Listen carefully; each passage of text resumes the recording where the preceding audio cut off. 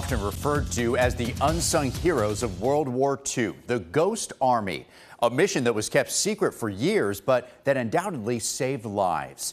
As we continue our all-day look at D-Day, Tennessee, News 2's Nikki Burdine takes a look back at this brave, unusual, and creative group of soldiers and their connection to Tennessee.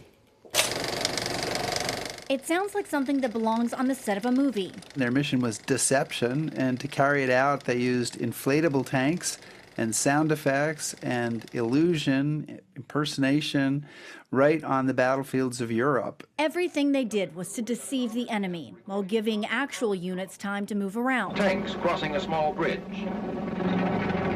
They're known as the Ghost Army, a unit with about 1,100 soldiers that conducted 22 different deception missions, starting right after D-Day until the end of the war. Deception is a great military tool. If you can fool the enemy about your intentions, about your location, if you can manipulate them to do what you want them to do, it's to your advantage. It can create surprise and help you out.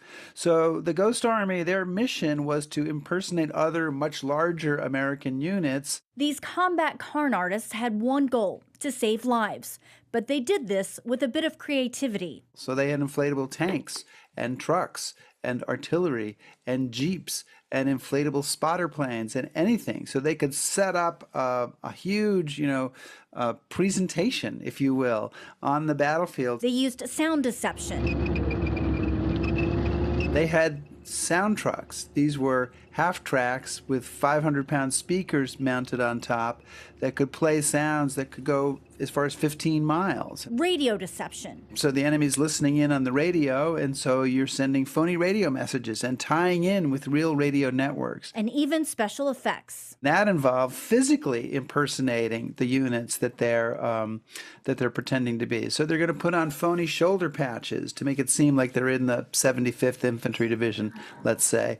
They're going to set up fake headquarters, and they're going to have one of the guys be a fake general. I mean, I know it sounds made up, but this really happened and happened multiple times. It sounds somewhat whimsical, but there were very real consequences. And if you're going to understand the Ghost Army story, you want to enjoy the Hollywood aspects of it, the make-believe, the pretend, but you want to sober up pretty quickly to realize that there are people who are buried in cemeteries in Europe and in the United States who gave their lives to carry out this mission. Rick Beyer runs the Ghost Army Legacy Project. His mission is to tell their stories. It was all kept secret for 50 years or so after the war.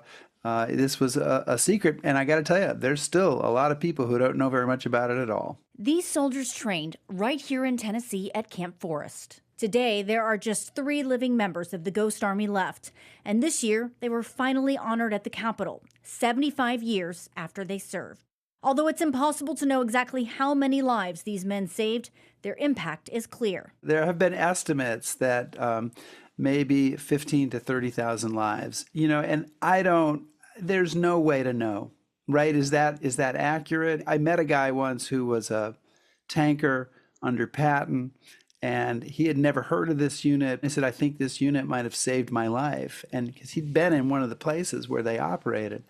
And that to me was really meaningful, because you can talk numbers and say thousands here, thousands there. But here was one guy, and he was showing me pictures of his children and grandchildren and saying, well, maybe they wouldn't even have been born if it hadn't been for this unit. Nikki Burdine, News 2.